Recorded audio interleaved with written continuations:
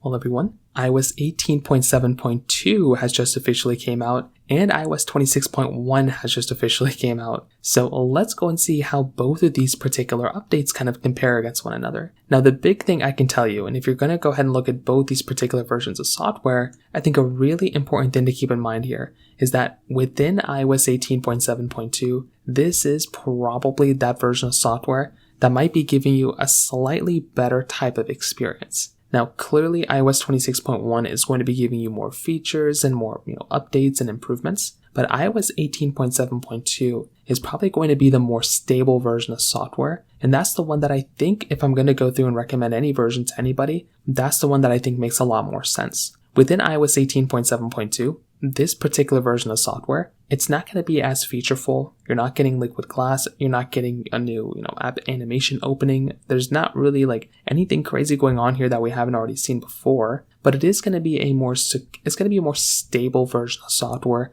with a better battery life. So those two things are kind of the main improvements with something like iOS 18.7.2. And if, like I said before, if I'm in the market and I'm going to go through and pick up a software version, then definitely something like iOS 18.7.2 might end up being the one that might make a little bit more sense from that particular perspective. It's not the biggest deal in the world, but it is going to be one of those things. Within iOS 26.1, this particular version of software is probably going to be giving you a slightly more featureful type of update. So it's actually going to be giving you more features kind of built inside. It's going to be giving you some more capability inside as well, which is something that's actually really nice. But again, it's not really the biggest deal in the world.